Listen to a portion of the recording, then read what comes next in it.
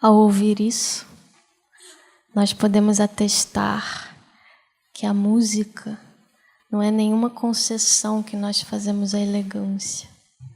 É vital. E que as sensações musicais não somos nós que as detemos, são elas que nos usam, que nos exploram, que se experimentam em nós. Então, o ato estético é também místico. E poderíamos até dizer ético, na melhor acepção do termo. Não porque simplesmente ele modifica comportamentos, porque a moral também pode fazer isso e de uma maneira inversa, instituindo modelos, dizendo até onde se pode ir. Mas no nosso caso, o que acontece é uma transmutação de perspectivas. O nosso próprio corpo se converte no personagem de uma trama que o ultrapassa, vai enganando os propósitos úteis dos órgãos dos sentidos, que sem uma ação em vista deixam de ser intermediários com a vida e se tornam e se torcem em direção ao gozo ilimitado de si mesmo. É um tecido sonoro que se experimenta, que se ouve pela celebração da potência do ouvir, e não para nos alertar de um perigo, por exemplo. Se a arte é capaz de fazer isso com o nosso corpo, não é difícil de admitir que até as sombras enrubesçam diante de Orfeu. Assim, o Senhor das Sombras, o rei do mundo dos mortos, o Hades, também concedeu a Orfeu para que ele buscasse a sua amada, a doce Eurídice, agora apenas uma peregrina entre sombras, apenas um reflexo fraco daquilo que ela pouco era, quando ela brincava com as ninfas, com os cabelos coroados de flores, mergulhando no lago translúcido com a sua nudez virginal. Agora, Eurídice escuta as instruções e obedece, e segue Orfeu pelos vales subterrâneos. Mas os seus passos, eles não podem ser ouvidos. Ela tem uma existência tênue, inconsistente como o ar. É quase uma inexistência. Assim, Orfeu olha para trás, quebrando a condição divina de olhar sempre para frente, a única direção puramente vital. E, ao perder a sua chance, ele mal escuta o último adeus, que é confundido com uma brisa impossível naquela soturna gruta. Descoberto humano, na febre da suspeita, o Criador, ele perde a sua magia. Ao virar para trás em busca de fatos, ele abandona o movimento, que não poderá ser reconstituído, da mesma forma que não podemos reconstituir um cometa que passou com seus fragmentos cadentes. E isso espreita a todo momento a tão rara conquista da criação. É o que pode fazer com que uma palavra se volte contra a ideia, fazer com que um pensamento, seja ele musical, filosófico, ele acabe se congelando na fórmula que uma vez ele usou para se exprimir. E, pelas mesmas razões, às vezes sofremos uma ilusão de ótica e achamos que existe um ponto de partida bem localizável para a expressão artística. Mas não. Aquilo que nós normalmente achamos que é o autor, o dono da obra, poderia muito bem ser apenas ele e as suas circunstâncias, apenas a preparação justa do solo, do adubo, do clima mais favorável para que um dia, quem sabe, o autor seja colhido pela sua obra como uma flor. É bem aquilo que o Cervantes falava, cada um é filho das suas obras. Atenção, diz o Nietzsche, não confundir a força necessária para se empurrar um barco dentro de uma corrente com a força da própria corrente.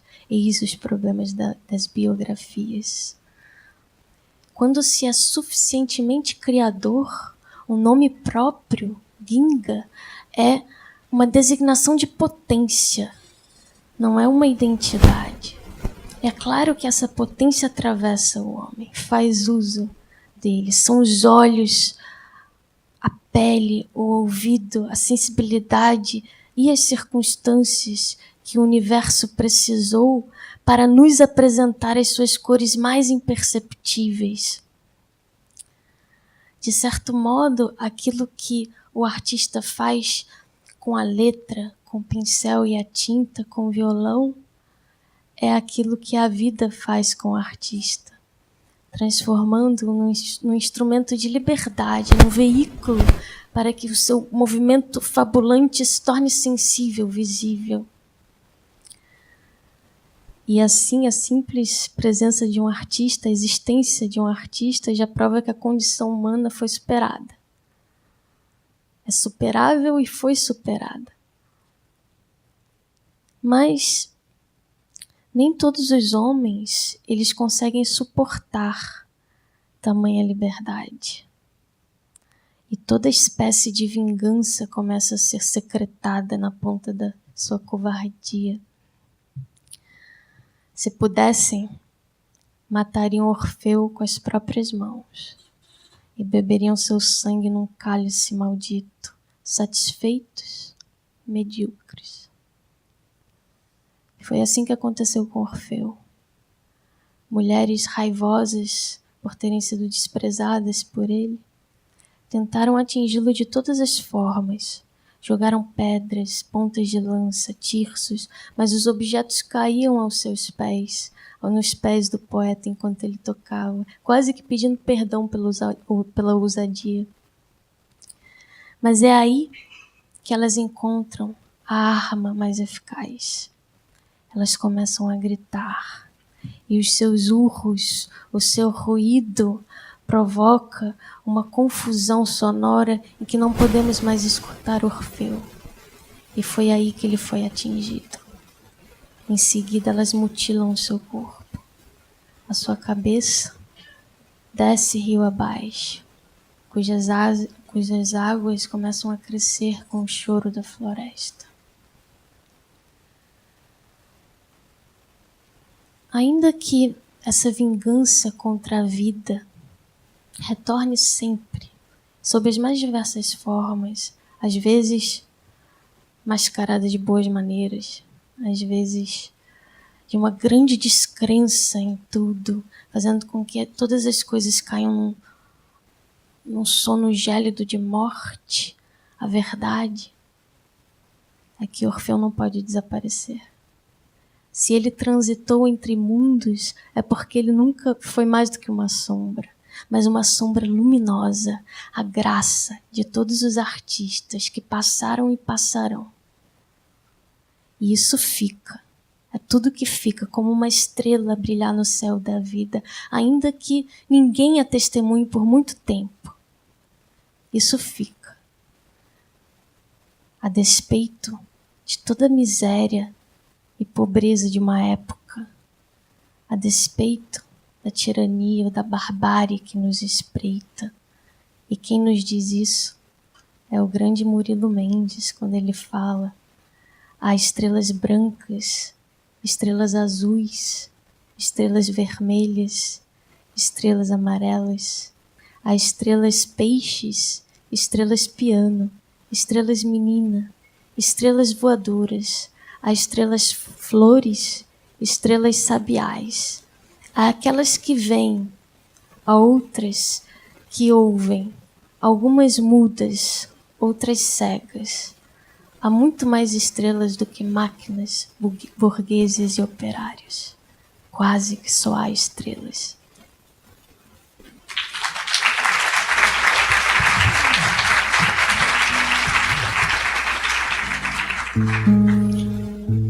Na igreja de São Roque, na esquina da Baroneira, vagando na redondeza, meu pai, caminho de Itaca, cruz cruza Itararé, saía de Inhamuma e pai tamanco no pé, Barão de Macaúba, moleque aprendendo a ler. Onde é que anda você agora? Em Jacarepaguá, saudade do guerengue. Soldado raso, voluntário tem que sofrer. Serão na caixa d'água, aguarda a guarida, o breu ainda não existia.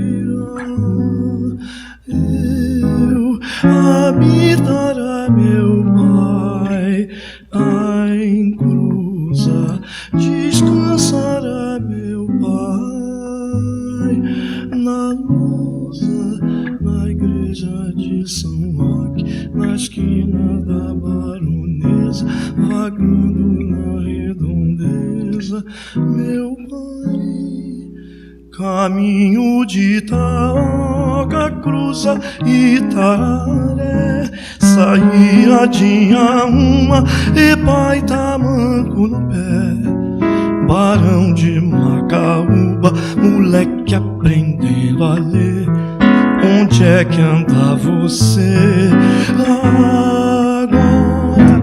Em Jacarepaguá, saudade do guerengue.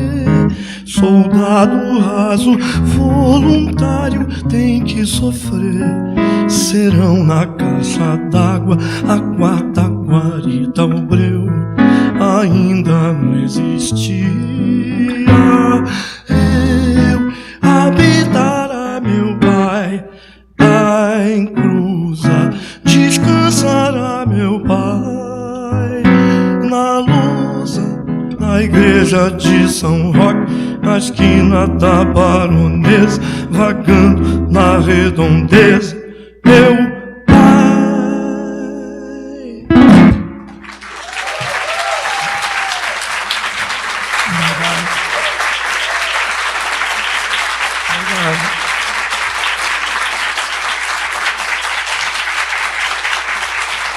Obrigado.